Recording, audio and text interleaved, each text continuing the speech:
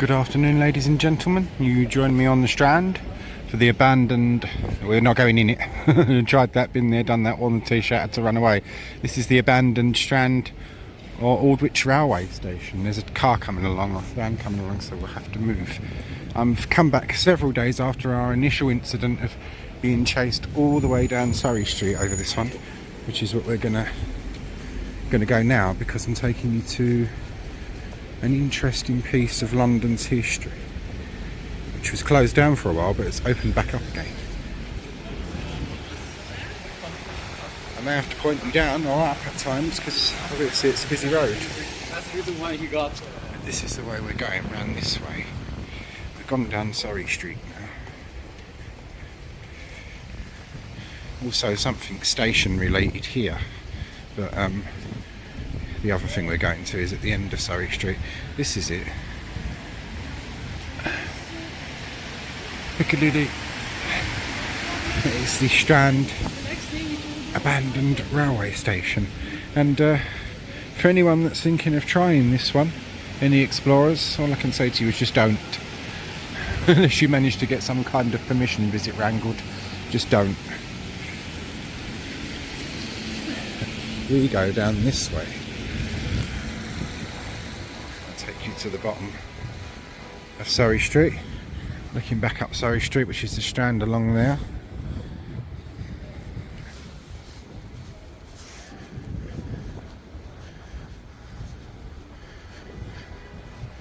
Go over this way.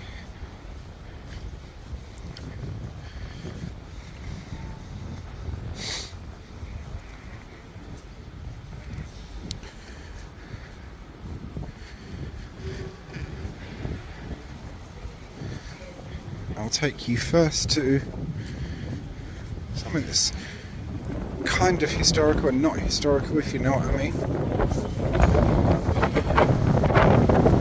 It's going to have to point you down a minute.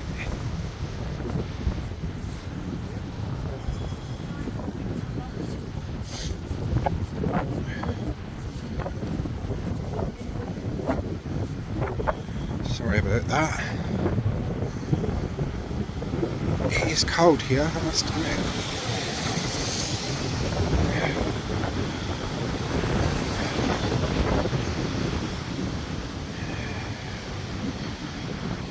We're now leaving Surrey Street and looking at Savoy Place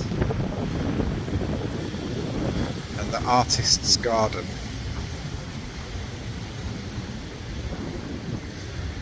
Victoria Embankment Garden, Temple Place.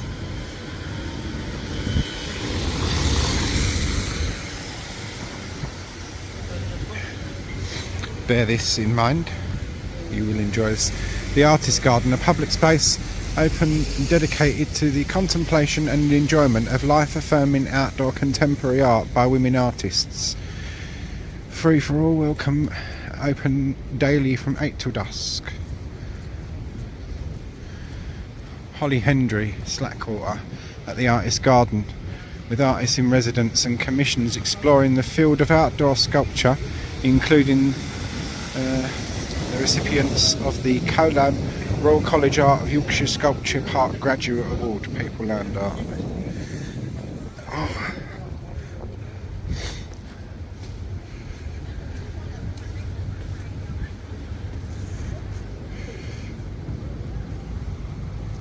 And this is the Artist's Garden, and what we're standing on top of is actually Temple Underground Station.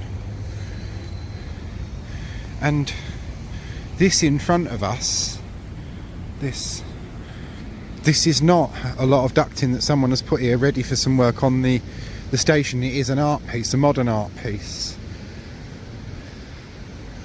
The CoLab presents Francis Richardson, performed object figure 09130123 Indolentia. The CoLab Woman's Work Commission 2023 by Francis Richardson responds to the Artist's Garden as a small chink of space in the city where you have nothing to do except watch shadows. The intense and intimate restoration making process use of unique materials and narratives of place coalesce in stillness in performed object figure, then the number, indolentia, inspired by snatches of organ music heard at the nearby 12th century temple church of the Knights Templar, and stained glass windows at the Musée Cluny, Paris. Richardson has constructed a sculptural pause by transforming one of the terrace's neglected but elegant early circa 20th century benches. As part of her performed objects series, she makes innovative use of concrete canvas used in disaster relief zones to rapidly build shelters. In the artist's hands, it is a great weight and resilience become folds of sumptuous fabric. The work's title, Indolentia, refers to Latin for freedom from pain, rejecting the contemporary negative use of the word indolence and asking, what are we if we don't have time to sit and stare at God's windows? This object is performed by the artist in its creation and will continue to be performed by the public as they experience the pleasure of slowness and indolence, not as a signal of boredom or frustration, but as a fulfilling activity.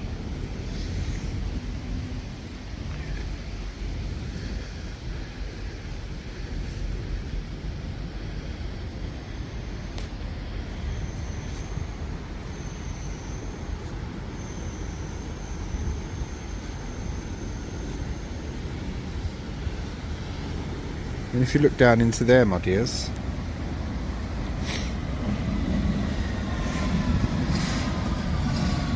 you can see that we are standing on top of Temple Station.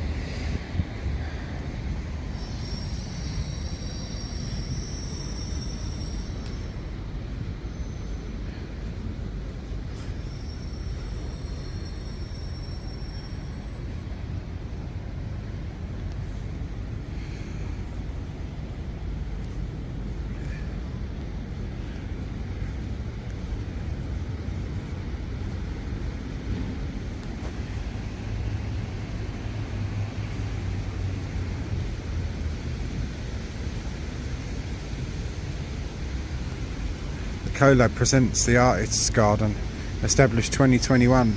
Contemporary outdoor sculptures by women, underrepresented artists for the pleasure and enjoyment of the public, in partnership with and supported by Westminster City Council and with the valuable support of the WSP UK 180 Studios, Vigo Gallery, our patrons, with the kind permission of TFL and LUL, London Underground something, yeah, because we're right, as I say, we're right on top of a station.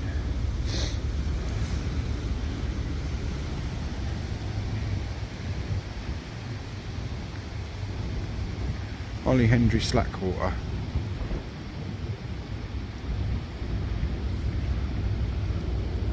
Pause to read. Basically, this building is constructed to go alongside with just what you can see the roof of over there, which we're going to be seeing more of in a minute. Got some Thames side views for us lot, I think.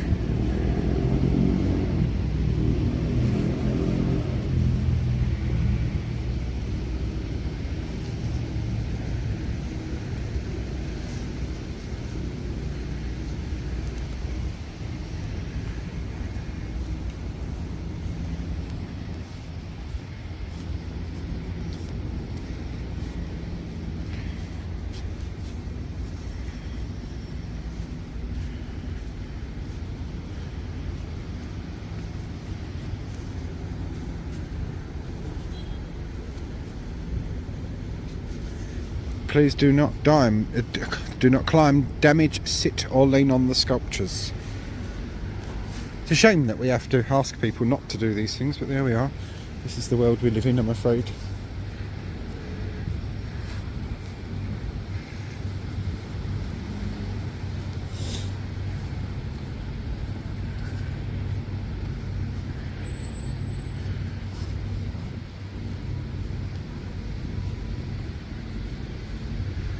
Here you have Victoria Embankment down there. Waterloo Bridge just there. Shard, which you can just about see through those trees.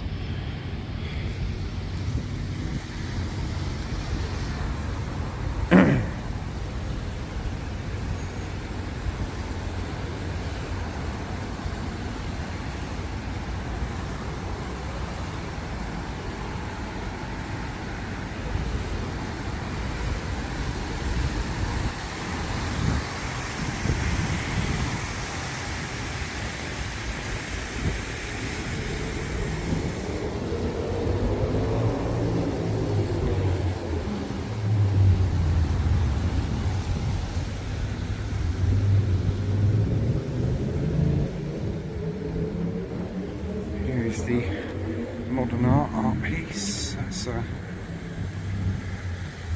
something to come and look at, isn't it? And it gives underrepresented artists a chance, so I'm all for that. But for our next port of call, in this part of our journey, on a day where we do not have to run away from Network Rail Police, thank goodness, have some fun. You can just see the Houses of Parliament and all that over there through the trees. I'll take you to the corner here, you might be able to see it a bit better.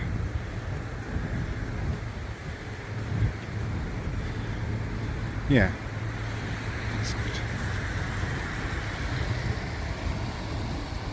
Houses of Parliament, nest of villains.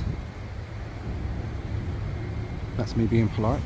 But where we're going next is over this way and down these steps.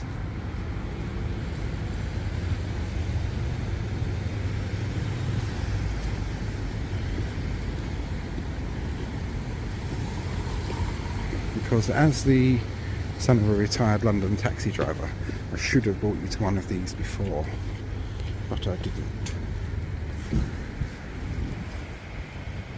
Cabman shelter. Temple Place Cabman shelter.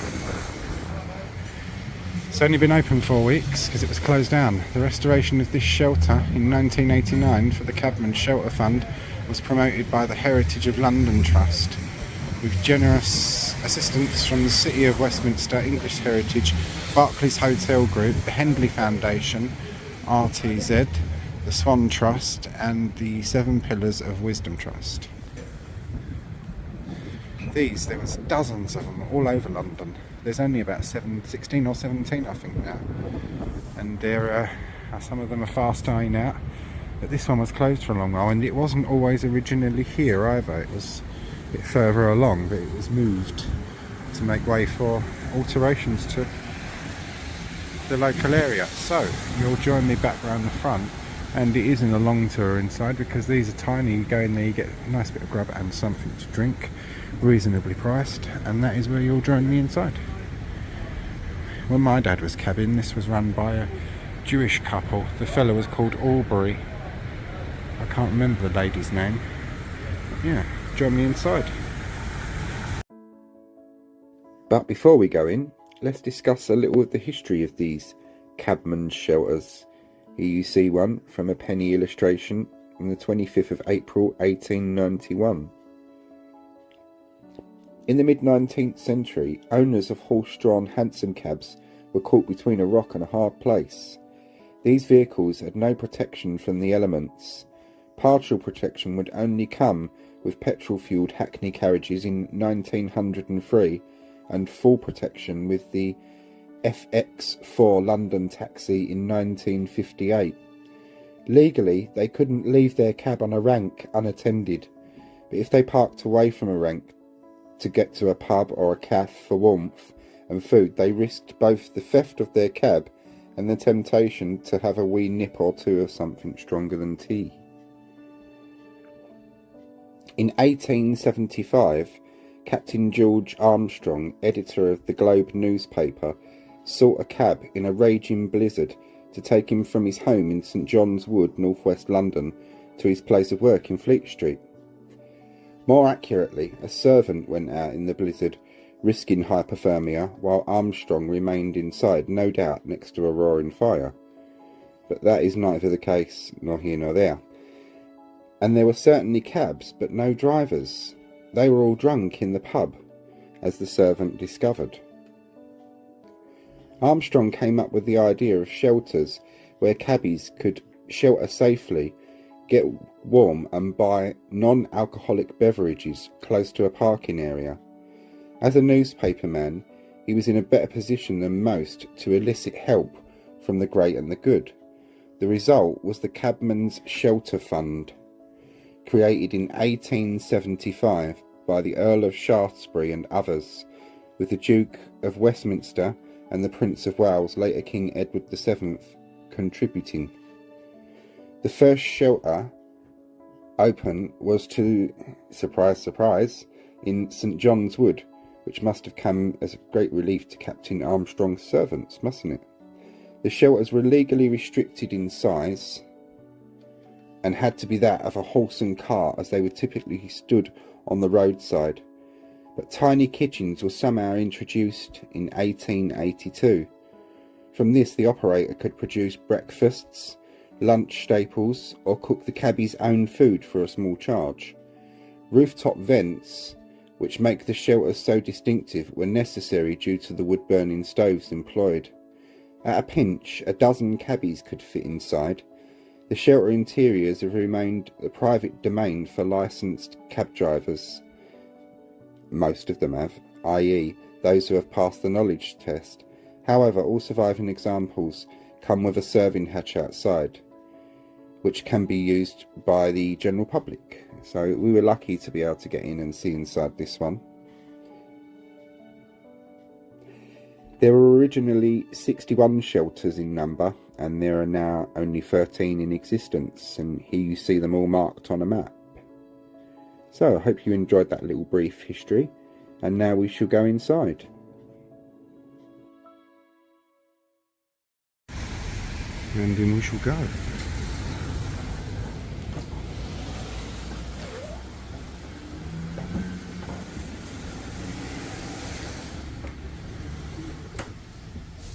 Cheers, man.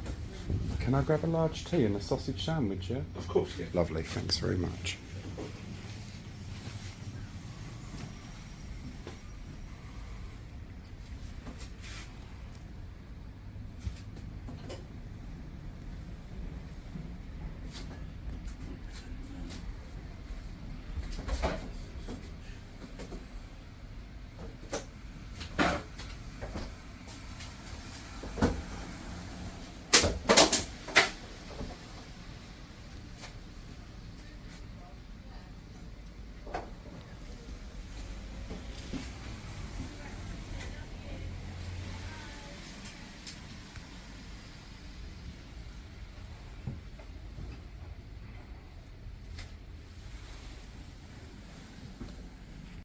Hope you all enjoyed that as much as I enjoyed my sausage bun here and my decent cup of tea, proper strong tea as well. And for £6 that's pretty good for London prices. And we have to remember that our shelter that we were in here originally started its life off round the road, more on display facing the embankment, but when newer builds went up and things like that, it was moved round the back to, so they say, tidy things up a bit. But this certainly wouldn't make anywhere look untidy in my opinion. And now on to our next little historical look back of a kind is the old Strand or Aldwich abandoned station. I took these pictures here myself. On the side of it, there's another little interesting thing. William Lilly, 1602 to 1681, master astrologer, lived in a house on this site. Here's the back entrance of it, round on Surrey Street, and this gate here is where I tried my keys of interest, shall we say, and got chased halfway down Surrey Street, so that was interesting.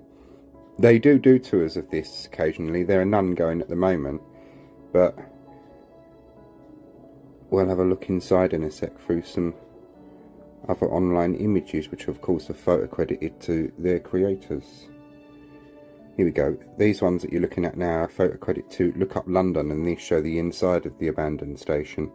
which is very original and is used for filming, like even today, as we'll see in a bit.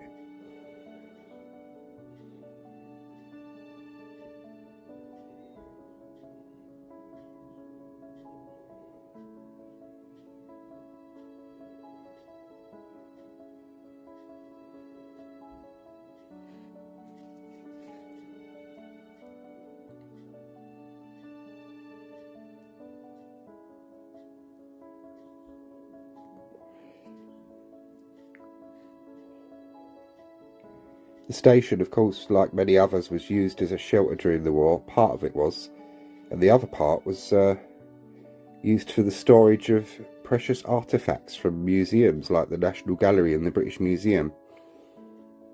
Objects like the Parthenon marbles were stored safely 33 metres underground.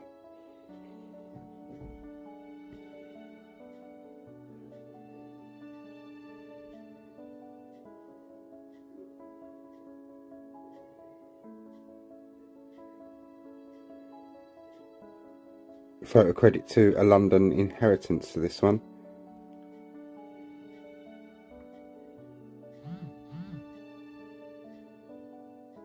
And this one.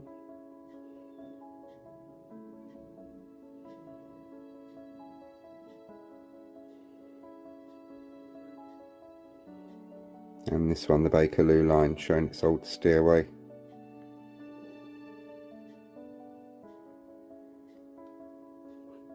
Photo credit to InsideLondon.com for this one, and this shows the station pretty much what it's used for nowadays. A lot of filming goes on in this one because it's so original. There are original posters, the lighting looks right, the tiling's right. So yeah, a lot of filming does go on in this station. And that concludes our little tour this time, ladies and gents. Hope you've all enjoyed. Thanks for watching, and I'll catch you all on the next one.